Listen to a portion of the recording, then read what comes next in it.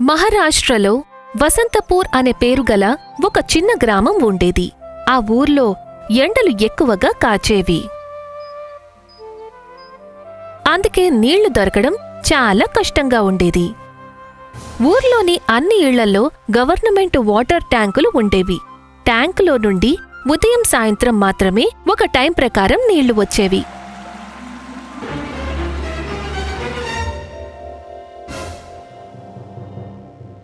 అమ్మా, చూసావా?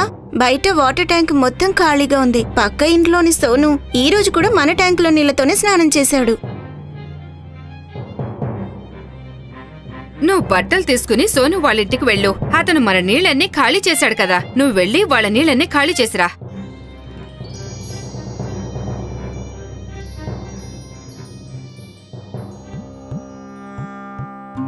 ఆడుతూ పాడుతూ పని చేస్తుంటే అలుపు సలుపు ఉండదు, అలుపు సలుపు ఉండదు.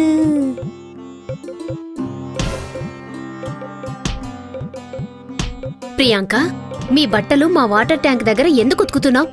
అయ్యో రామా, ట్యాంకులోని సగం నీళ్లు కూడా అయిపోయాయి. ఆహాహా గౌరీ అత్త, నేను బట్టలు ఉతుక్కుంటే అయ్యో రామనా, మరి మీ సోను మా ట్యాంక్ దగ్గరకు వచ్చి స్నానం చేసి వెళ్ళిపోతాడు కదా, మరి అదేంటి? సోను ఉద్యోగం చేస్తున్నాడు, నీలాగా ఏమి ఖాళీగా లేడు కదా. అయినా వాడి స్నానానికి సగం బకెట్ నీళ్లు మాత్రమే సరిపోతాయి తెలుసా?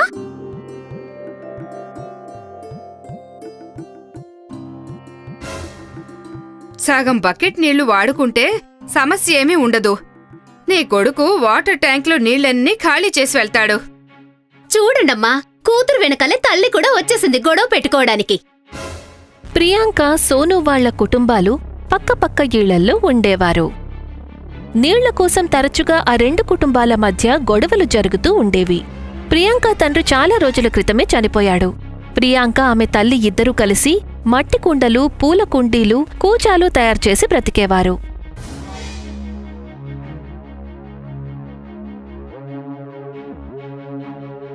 ఏవండి, మీరు ఏదో ఒకటి చేసి ఈ తల్లి కూతులను ఈ ఊరి నుండి పంపించేయండి. ఆ తర్వాత పక్కనే ఉన్న వాళ్ల ఇల్లు కూడా మన సొంతం అవుతుంది. అప్పుడు మనం కూడా పెద్ద ఇంట్లో హాయిగా ఉండొచ్చు. మరైతే మనం సోనుతో ప్రియాంక పెళ్లి జరిపిద్దాం. మీకేమైనా మతిపోయిందా ఏంటి? అంత బాగా చదువుకున్న మన సోను ఎక్కడా? 5th క్లాస్ పాస్ అయిన ఆ ప్రియాంక ఎక్కడా? తాను మన సోనుకి ఏ రకంగానూ సరిపోదండి. అయినా నేను మన సోను కోసం ఒక ధనవంతురాలైన అమ్మాయిని చూస్తాను. మనకు కేవలం వాళ్ళ ఇల్లు మాత్రమే కావాలి. ఏదైనా మంచి ప్లాన్ వేసి ఆ అమ్మ కూతుళ్ళనిద్దర్నీ ఊళ్ళోంచి వెళ్ళగొట్టండి. అదేమంత పెద్ద కష్టం కాదు మనకి. నా మాటలు జాగ్రత్తగా విను. ఒకరోజు గౌరీ ప్రియాంక ఇంటికి వెళ్తుంది. ప్రియాంక, మీ అమ్మ ఎక్కడుంది? అమ్మ కుండలు తీసుకుని మార్కెట్కి వెళ్ళింది. ఇదిగో ఈ వెన్న తీసుకో. మా అమ్మ వాళ్ల ఊరు నుండొచ్చింది. చాలా ఎక్కువగా పంపించారు. అందుకే మీక్కూడా కొద్దిగా ఇవ్వాలని నాకు అనిపించింది. మనం ఎప్పుడు కూడా గొడవలు పడుతూ ఉంటాం, అది నిజమే. కానీ ఇరుగు పొరుగు అన్నాక ఏదో ఒక గొడవ వస్తూనే ఉంటుంది కదా. మరుసటి రోజు ఉదయం ప్రియాంక, ఆమె తల్లి నిద్ర లేచేసరికి వాళ్ల ఇంటి ముందర పెద్ద పెద్ద అరుపులు వినిపిస్తాయి. ప్రియాంక, మన ఇంటి ముందు ఏదో గొడవ జరుగుతున్నట్టుగా వినిపిస్తుంది. ఇద్దరూ కలిసి బయటికి వెళ్తారు. వెళ్లి చూసేసరికి అప్పటికే గౌరీ ఊరి వాళ్లతో పెద్దగా అరుస్తూ ఇలా అంటూ ఉంటుంది. అయ్యా, వింటున్నారా? మన ఊర్లో కూడా దొంగతనాలు మొదలైపోయాయి. నేను కొద్ది రోజుల క్రితమే నా బంగారు గాజులు చేయించుకున్నాను. వాటిని ఈ ప్రియాంక, ఆమె తల్లి కలిసి మాయం చేశారు. ఏ బంగారు గాజుల గురించి మాట్లాడుతున్నావు నువ్వు? మాకు నీ గాజుల గురించి ఏమీ తెలీదు. అలాగా? అయితే మమ్మల్ని మీ ఇంట్లో ఒకసారి వెతకనివ్వు. అలాగే, మొత్తం ఇల్లంతా మీ ఇష్టం వచ్చినంతసేపు వెతుక్కోండి. మాకేమీ భయం లేదు. ఊరి వాళ్లందరూ ప్రియాంక వాళ్ల ఇల్లు మొత్తం వెతుకుతారు. గౌరీ బెడ్ కింద నుండి బంగారు గాజులను తీస్తుంది. అందరూ ఇటు చూడండి, ఇవిగో నా బంగారు గాజులు. ఇక వీళ్లతో మాట్లాడాల్సిన అవసరం ఏమైనా ఉందా చెప్పండి. మన ఊళ్ళో దొంగలుండడానికి వీల్లేదు. అవునవును, నువ్వు కరెక్ట్ గా చెప్పావు. వీళ్ళని ఊళ్ళో నుంచి వెళ్ళగొట్టండి.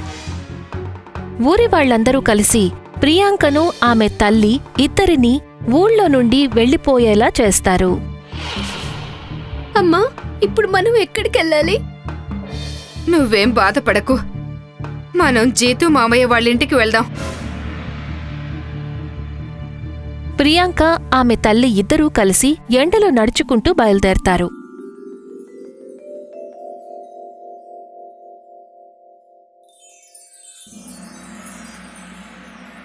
అమ్మా, ఇక్కడ ఒక వాటర్ ట్యాంక్ ఉంది చూడు. పద, వెళ్ళి కొద్దిగా నీళ్లు తాగుదాం.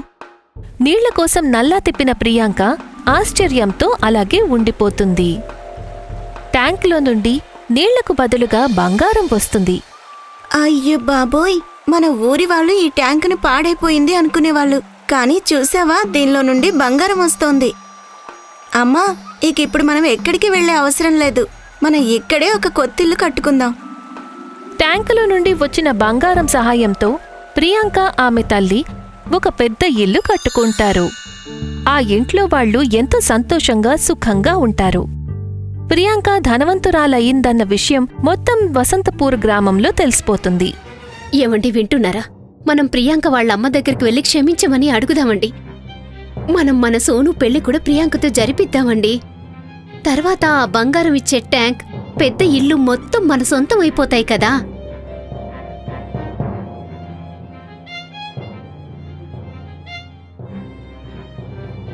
గతంలో జరిగిన గొడవలన్నీ మర్చిపోయి మమ్మల్ని క్షమించమని అడగడానికొచ్చాం.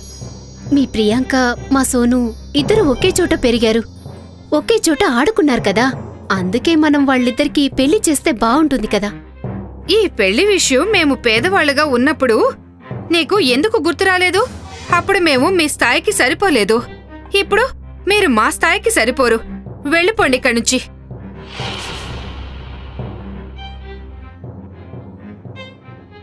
చూసారాండి దానికి ఎంత పొగరో? దీని పొగరంతా ఆ బంగారిచ్చే ట్యాంకిని చూసుకునే కదా. ఆ ట్యాంకికి సప్లై చేసే పైప్ లైన్ ఎక్కడుందో చూడండి. దాన్ని కట్ చేసేస్తాను. అప్పుడు చూస్తాను అది ఏం చూసుకుని పొగరు చూపిస్తుందో. ఒకరోజు రాత్రి గౌరీ తన భర్తతో కలిసి ప్రియాంక వాళ్ల ఇంటి వెనక ఉన్న అడవిలోకి వెళ్తుంది. ఒకచోట ఇద్దరూ కలిసి తవ్వడం మొదలు పెడతారు. ఇదే ఆ ట్యాంకుకి వెళ్లే పైప్ లైన్. ఇద్దరూ కలిసి ఆ పైప్ లైన్ని విరగ్గొట్టి తమ ఇంటికి వెళ్ళిపోతారు. తర్వాత రోజు మొత్తం ఊళ్ళోని వాళ్లందరూ అరుస్తూ ఉంటారు.